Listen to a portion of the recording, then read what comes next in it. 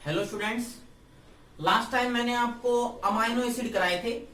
ठीक है, आज मैं अमाइनो एसिड से रिलेटेड जो आइसोइलेक्ट्रिक पॉइंट है, ज्विटर आयन है, उसके बेसिस पे कुछ न्यूमेरिकल्स कराता हूं।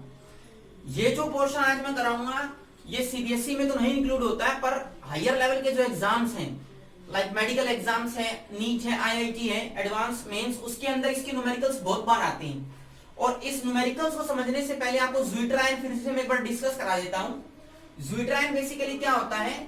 ऐसा अमाइनो एसिड की पोजीशन या कंपोजिशन होती है जिसके अंदर आपके पास पॉजिटिव और नेगेटिव दोनों आयन होते हैं। जैसे इस केस में अमाइनो एसिड की कंपोजिशन है, ऑक्सीजन पे माइनस है और NH3 पे कौन सा है? प्लस। तो ये क्या है? ज्विटर आयन है, डायपोल है। और इसकी एक पर्टिकुलर पीएच होती है और उस पीएच के ऊपर ना तो ये कैथोड पे जाता है ना ही एनोड पे जाता है। और उस पीएच को मैंने बताया था कौन सा पॉइंट? आइसो इलेक्ट्रिक पॉइंट बताया था। ठीक है, एक तो आपको ये याद रखना है। सेकंड थिंग, जब इसमें मैं एसिड डालूंगा या पीएच को कम करूंगा, if I decrease the pH, अगर पीएच को मैं कम करता हूं दैट मींस एसिड डालता हूं, तो एसिड डालने से कौन सा चार्ज रहेगा? सिर्फ पॉजिटिव चार्ज रहेगा। किसके ऊपर? NH2 पे। तो ये कंपाउंड कुछ ऐसा बन जाएगा, कैसा? देखो, NH3 plus CH2 COH, plus का चार्ज आएगा और प्लस की चार्ज आने की वजह से रिडक्शन होगी और ये कहां मूव करेगा? At cathode. सेकंड आपको ये याद रखना है। ठीक है, थर्ड देखो, अगर मैं इसकी पीएच बढ़ा देता हूं, पीएच इंक्रीज कर देता हूं, कहने का मतलब बेस डाल देता हूं, तो बेस की वजह से क्या होगा? बेस इस NH3 में से एक हाइड्रोजन को अब्स्ट्रैक्ट कर लेगा। अल्टीमेटली आपके पास ये कंपाउंड बचेगा CH2 CO माइनस। कौन सा चार्ज आया? माइनस। माइनस वाले पे ऑक्सीडेशन होकर कहां मूव करेगा? एनोड पे। ये बेसिकली मैंने आपको बताया था। इस पे बेस्ड न्यूमेरिकल कैसे आते हैं वो देखो। सपोज करो कि आपके पास एक अमाइनो एसिड है और उस अमाइनो एसिड पे आपको वेरियस अमीन्स और COH ग्रुप लगे हुए हैं। जैसे देखो, एक amino acid, this is COH, this is your CH, ये NH2 है, again this is CH2 and this is COOH। ये एक अमाइनो एसिड आपको दिया हुआ है। बता सकते हो एसिडिक है कि basic? It is acidic amino acid. क्यों? दो एसिडिक ग्रुप हैं, एक NH2 है, एसिडिक ग्रुप ज्यादा है तो कौन सा आएगा? Acidic amino acid. अब इस एसिड वाले ग्रुप का, COH ग्रुप का, आपको pKa, potential of rate constant dissociation का आपको दिया हुआ है। सपोज करो वो 4 दिया हुआ है। ठीक है, अब यहां पे आओ, यहां पे COOH, इसका भी आपको pKa दिया हुआ है and this is given, suppose करो आपके पास दिया हुआ है 2। ठीक है, ये NH2 ग्रुप है, इसका भी आपको pKa दिया हुआ है and the pKa is, suppose करो आपको दिया हुआ है, दिस इज योर 5। ठीक है, या 5 छोड़ो, आप सपोज करो दिस इज योर 9, ये 9 दिया हुआ है।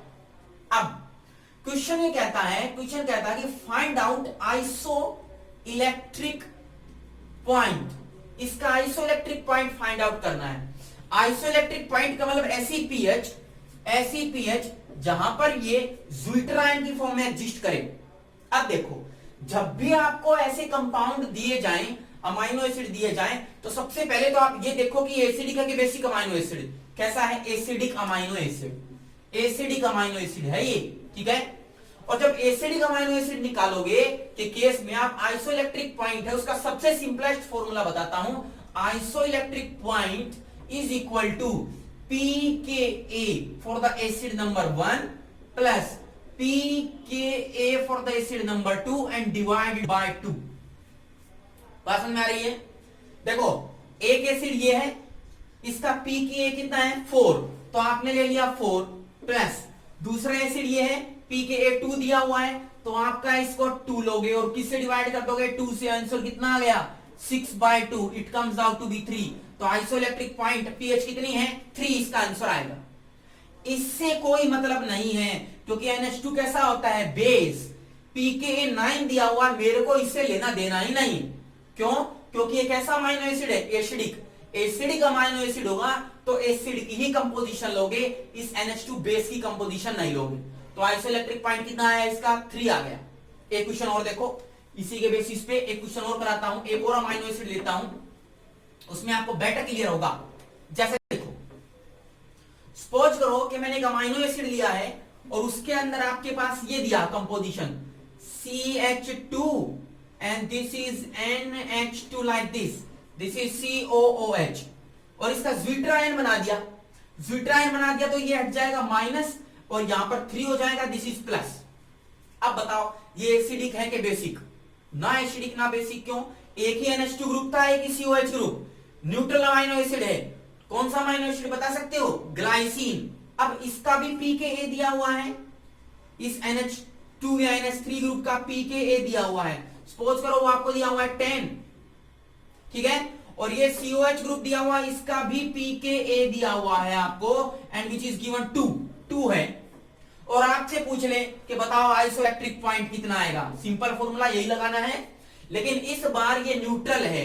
अगर एसिडिक होता तो सिर्फ एसिड का ही लेता pKa, बेसिक होता बेसिक तो उसमें बेस का ही लेता, पर ये न्यूट्रल है, दोनों का ही लेना पड़ेगा। तो कैसे करोगे? एसिड का लो कितना है 2 प्लस बेस का कितना है 10, किससे डिवाइड कर दो 2 से, आंसर कितना आ गया बताओ? It comes out to be 12/2, answer कितना आया 6। तो इसका आइसोइलेक्ट्रिक पॉइंट कितना आएगा? 6 आएगा। सिंपल है, बिल्कुल सिंपल। एक क्वेश्चन और देखो, उससे बेटर क्लियर होगा। ये pKa की टर्म में है।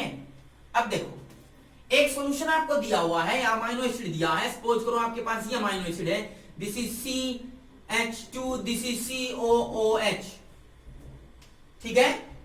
सेकेंड वन, यहां पर आपके पास लगा है NH2 ग्रुप, इसका pKa दिया हुआ है, pKa इज इक्वल टू 2, ठीक है। और ये जो NH2 ग्रुप दिया है, इसका pKa नहीं दिया, pKb दिया है, B का मतलब फॉर द बेस, और ये आपको दिया है, सपोज करो this is given which is equal to 12, ये 12 दे दिया, और आपको पूछा आइसोइलेक्ट्रिक पॉइंट बताओ। तो आपको फॉर्मूला पता है आइसोइलेक्ट्रिक पॉइंट का कि pKa for the one acid, pKa for the second acid, और डिवाइड में कितना करना है 2। एसिड के लिए pKa, एसिड के लिए 2 दिया हुआ है तो कितना ले लो 2 plus pKa for the second acid. अब एसिड तो है नहीं, NH2 ग्रुप है, जब NH2 ग्रुप है तो pKa नहीं दिया, क्या दिया है pKb। पहले इस pKb को किस में कन्वर्ट करोगे? pKa में कन्वर्ट करोगे।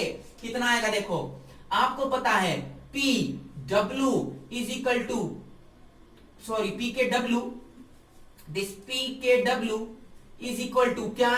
pKa प्लस pKb, और दोनों का सम कितना होता है 14।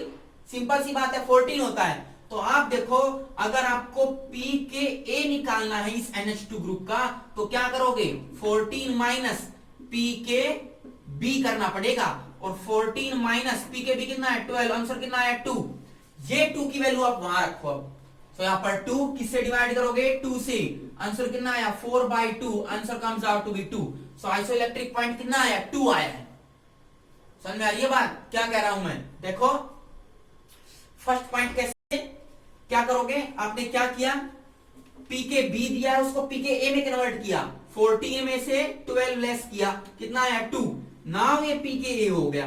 अब दोनों pKa को जोड़ो और 2 से डिवाइड कर दो, ये आपके पास आंसर क्या आएगा? Isoelectric point. एक क्वेश्चन तो पक्का एडवांस या मेंस में इस पे जरूर आता है, आइसोइलेक्ट्रिक पॉइंट पे। और एक चीज मैंने ये भी बताई थी कि आइसोइलेक्ट्रिक पॉइंट जो होगा वहां पर जो ज्विटर आयन बनेगा, ज्विटर आयन, उसकी जो कंसंट्रेशन होगी वो कैसी होगी? It will be maximum.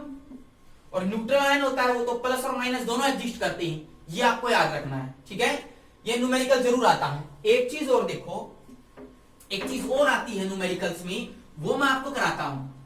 एक कॉन्फ़िगरेशन होता है R और S निकालना, स्टीरियो केमिस्ट्री के अंदर आता है R और S निकालना।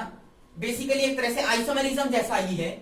कैसे देखो, सपोज करो मैंने एक कायरल कार्बन बनाया, जैसे लिखा हुआ है COOH, ये कार्बन है, दिस इज NH2, यहां पर लिखा है hydrogen, and this is CH3। आप मेरे को बताओ ये एक कंपाउंड है और इस कंपाउंड में कायरल कार्बन है कि नहीं? बिल्कुल है। देखो ये रहा, बीच में जो कार्बन बनाया दिस इज कायरल, क्यों? चारों की तरफ अलग अलग ग्रुप से जुड़ा हुआ है, बिल्कुल सही बात है। ये एक अमाइनो एसिड भी है क्योंकि COH ग्रुप भी और NH2 भी है। मेरे को बताना है कि या तो ये आर आइसोमर आएगा या एस आएगा। आर का मतलब होता है रेक्टस और एस का मतलब होता है सिनेस्ट्रल। ठीक है, सिनेस्ट्रल। आर और एस निकालना होता है बेसिकली, रेस्ट्रल सिनेस्ट्रल से आपको मतलब नहीं। देखो आर और एस कैसे निकालते हैं। सबसे पहले इस मॉलिक्यूल में प्रायोरिटी दी जाती है। इसको थोड़ा सा ओपन अप करके लिख लो। COH को मैं लिख देता हूं C double bond O and this is O and H, ऐसे लिख दिया। अब प्रायोरिटी दो। इस कार्बन के साथ जो भी एटम या ग्रुप ऑफ एटम जुड़े हैं उनको प्रायोरिटी दो। कैसे? ये CH3 कैसे जुड़ा होगा? दिस कार्बन और यहां पर हाइड्रोजन है CH3 ऐसे। देखो इस कार्बन से कौन कौन जुड़ा है directly? Hydrogen, carbon, carbon and nitrogen. किसका एटॉमिक मास सबसे ज्यादा होता है? हाइड्रोजन का ज्यादा होता है। कार्बन का है नाइट्रोजन का? नाइट्रोजन का। तो इस नाइट्रोजन वाले को नंबर दो लो 1, इसको 1 बोल दिया। अब बच गए ये 2, 3। अब कार्बन 2 है और हाइड्रोजन 1 है, तो सीधी सी बात है कार्बन का एटॉमिक मास सबसे ज्यादा होता है और हाइड्रोजन का क्या होता है? कम। तो इसका तो सबसे लास्ट में नंबर आएगा। तो या तो ये 2 नंबर या 3 नंबर, या ये 2 नंबर या 3 नंबर। ये बच गया कौन सा? 4 नंबर। अब देखो इन दोनों में से 2 या 3 किसको मिलेगा? कार्बन का एटॉमिक मास सेम है तो अगले एटम पे जाओ। कार्बन के बाद यहां पर कौन है? Hydrogen, hydrogen, hydrogen. कार्बन के बाद उधर कौन है? Oxygen and oxygen. किसका मास ज्यादा? ऑक्सीजन का। तो प्रायोरिटी हम किसको देंगे? इस कार्बन को। तो सेकंड नंबर ये हो गया, थर्ड नंबर ये हो गया। बात देखो कैसे किया मैंने। अगर आपके पास कायरल कार्बन पे चारों एटम अलग अलग लगे हुए हैं तो उनको पहले प्रायोरिटी देना सीखो। कैसे? देखो कौन कौन से एटम जुड़े हुए हैं? Nitrogen, carbon, carbon, hydrogen. Nitrogen का एटॉमिक मास सबसे ज्यादा तो मैंने 1 लगा दिया। हाइड्रोजन का सबसे कम तो मैंने 4 लगा दिया। कार्बन का सेम है, अभी डिसाइड नहीं कर सकता तो अगले एटम पे जाओ। अगला एटम कौन सा है? हाइड्रोजन। उधर कौन सा है? ऑक्सीजन। किसका मास ज्यादा? ऑक्सीजन का। तो नंबर 2 ये हो गया, नंबर 3 ये। अब देखो 1 से लेकर के 4 की तरफ मूव करो। 1 फर्स्ट नंबर, फर्स्ट के बाद कौन आता है? 2 ये हो गया, दिस इज 2। अब 1 2 3 4 जाना है। 1 के बाद 2 आएगा और 2 के बाद कौन आएगा? 3। तो आपको एक ही डायरेक्शन में जाना है, 1 2 3 से। तो देखो ऐसे जाओगे तो कौन आएगा? 1 3 2 आएगा। 4 को भूल जाओ, अभी 4 को भूल जाओ, 1 2 3 को डिसाइड करो। ऐसे जाओगे तो कौन आएगा? 1 3 2, काउंटिंग में नहीं आया। ऐसे जाओ जरा, ऐसे जाओ, कौन आया? 1 के बाद 2 के बाद 3। तो देखो ऐसे गए हम, ऐसे हमारा सीक्वेंस सही बन रहा है 1 2 3। तो ये कौन सी क्लॉकवाइज है कि एंटी क्लॉकवाइज? हम ऐसे गए हैं। घड़ी कैसे घूमती है? राइट हैंड साइड में। ये कैसे जा रहा है? लेफ्ट में। So it is anti clockwise. Anti clockwise. जब भी आपके पास एंटी क्लॉकवाइज हो उसके लिए हम लगाते हैं S, और आपके पास जब क्लॉकवाइज आ जाए तो हम क्या लगाते हैं? R। ये आपको याद रखना है। परंतु कब? जब आपके पास ये जो 4th नंबर प्रायोरिटी ग्रुप है ये वर्टिकल डायरेक्शन में होना चाहिए, इसमें होना चाहिए, इस लाइन में होना चाहिए। ठीक है? क्या एंटी क्लॉकवाइज आएगा तो S, क्लॉकवाइज आएगा तो R।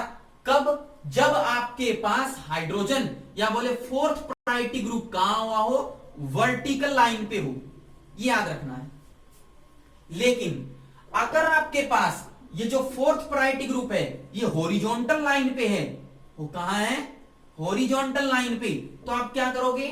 एंटी क्लॉकवाइज को आप R लोगे और जो क्लॉकवाइज है तो उसको क्या लोगे? S लोगे। अब देखो हम कैसे गए थे इसमें? Anti clockwise. एंटी क्लॉकवाइज के 2 ऑप्शन है, ये वाला और ये वाला। हाइड्रोजन देखो कौन सी लाइन में है? हॉरिजॉन्टल लाइन में है। 4th ग्रुप है ना ये, 4th ग्रुप कौन सी लाइन में है? हॉरिजॉन्टल में। तो हॉरिजॉन्टल लाइन में जब एंटी क्लॉकवाइज होता है तो क्या होता है? R। So this molecule is R। पक्का एग्जाम में आता है ऐसा, दिमाग में सेट कर लो ये। ठीक है? एक एग्जांपल और देखते हैं, आपको बेटर क्लियर होगा। एक एग्जांपल और देखो। अब अमाइनो एसिड नहीं कुछ और लेता हूं मैं। जैसे सपोज करो आपके पास ये कंपाउंड है, this is your CH3 CI3, carbon और आयोडीन। This is carbon. ठीक है? दिस इज योर CH3 ये आपके पास हाइड्रोजन है और ये आपके पास ड्यूटेरियम है। डी आपको बताना है कि आर है कि एस है। तो सीधी सी बात है, ये कार्बन कैसा है, बताओ कैसा है, कायरल है, तो इसमें प्रायोरिटी देते हैं हाइड्रोजन, ड्यूटेरियम, कार्बन। कार्बन में से मास किसका ज्यादा आएगा, कार्बन का, तो ये दो हो गए। अब इन दोनों में से एक और 2 नंबर डिसाइड करना है, तो खोल के लिखो, iodine, iodine and this is iodine. यहां पर कौन आएगा, कार्बन, हाइड्रोजन, हाइड्रोजन, हाइड्रोजन, तो कार्बन तो सेम है। अगला आइटम कौन सा है, हाइड्रोजन, उधर कौन है, आयोडीन, किसका मास ज्यादा, आयोडीन का, तो 1 नंबर इसको देंगे, 2 नंबर इसको मिल गया। 3 नंबर देखो, ड्यूटेरियम, हाइड्रोजन में से किसका मास ज्यादा, ड्यूटेरियम का, तो 3 नंबर इसको देंगे, 4 नंबर ये हो गया। ठीक है, अब 1 2 3 4 करो, 1 2 3 4, 4 नंबर को भूल जाओ एक बार, 1 2 3 ऐसे जाएगा, 1 2 3 कैसे गया, क्लॉकवाइज, क्लॉकवाइज गया। और हाइड्रोजन देखो कहां है, हॉरिजॉन्टल में। अगर hydrogen 4th priority group horizontal में हो और क्या हो, क्लॉकवाइज, तो कैसा आता है, एस। तो ये कंपाउंड कैसा है, एस है, ये आपको याद रखना है। अब एक छोटा सा होमवर्क मैं आपको देता हूं, छोटा सा होमवर्क, ग्लूकोज मॉलिक्यूल देखो, ग्लूकोज का स्ट्रक्चर मैंने आपको बनवाया था, सिंपल है, कैसे, C double bond O and this is H। Second number 3 4 5 and 6 CH2OH, this is OH, this is H, OH H, hydrogen OH, this is OH H। बता सकते हो इसमें कितने कायरल कार्बन है, 4। ये तो है नहीं, क्योंकि यहां पर CH2 है, ऐसे है, हाइड्रोजन एंड हाइड्रोजन, तो ये तो कायरल है नहीं, इसको भूल जाओ। तो ये क्या कंपाउंड है, दिस इज CH2OH। कौन कौन से कायरल है, 1 2 3 4। आपको बताना है इनका R और S क्या है। मैं एक का बता देता हूं, कैसे, देखो इस वाले कार्बन का, फर्स्ट कार्बन का देखो, सबसे अलग अलग जुड़ा हुआ है, कौन किससे जुड़ा, देखो इधर किससे जुड़ा है, हाइड्रोजन से, इधर OH से, ऑक्सीजन से, इधर कार्बन से और कार्बन से। तो सबसे ज्यादा मास किसका होता है, O का, कार्बन का, कार्बन का या हाइड्रोजन का, ऑक्सीजन का, तो 1 नंबर प्रायोरिटी इसको देंगे, 1। अब देखो इधर आओ, इस कार्बन और इस कार्बन में आओ, इन दोनों कार्बन में सेम कार्बन कार्बन जुड़े हुए हैं, तो हम डिसाइड नहीं कर सकते। तो अगले आइटम पे जाओ, अगला आइटम, एक तो O है पर डबल बॉन्ड O है। जब भी आपके पास डबल बॉन्ड आ जाए तो इसका मतलब 2 बार O लेना है। डबल बॉन्ड का मतलब एक बार O ये हो गया और दूसरी बार O ये हो गया। ये याद करने का तरीका है। अब इधर आओ, इधर भी कार्बन सेम है पर इधर OH लगा है, कितनी बार O है, एक ही बार है। ठीक है, तो किसको प्रायोरिटी देंगे भाई, इसको प्रायोरिटी देंगे। तो सेकंड नंबर हो गया ये, थर्ड नंबर हो गया ये, और फोर्थ नंबर हाइड्रोजन हो ही गया। तो बताओ 1 2 3 करो, 4 नंबर को भूल जाओ, 1 2 3, 1 2 3 कैसे गया, it will be like this, ऐसे गया। Clockwise anti clockwise, it is anti clockwise. Hydrogen देखो 4th प्रायोरिटी ग्रुप कौन सी लाइन में है, horizontal. 4th priority group horizontal में हो, एंटी क्लॉकवाइज हो, तो ये कौन सा कहलाता है, आर। तो ये कार्बन जो है, this carbon it is R. आपका होमवर्क ये है, आप मेरे को ये तीनों करके बताओगे कि इन तीनों का आर आएगा या एस आएगा। ठीक है, फिर मैं आपको फीडबैक डिस्कस करूंगा। ये बहुत इंपॉर्टेंट है, जितने भी मैंने न्यूमेरिकल कराए आइसोइलेक्ट्रिक पॉइंट पे, और आर और एस, इससे पक्का क्वेश्चन आता है। और आप ये डिस्कस कर लो, ऑर्गेनिक केमिस्ट्री में आईआईटी के जितने भी क्वेश्चन है डेफिनेटली सोल्व होंगे, मैं करवाऊंगा, चिंता मत करना। बस ये आर और एस सीख लो, ठीक है। बाकी हम नेक्स्ट लेक्चर में करेंगे। Thank you.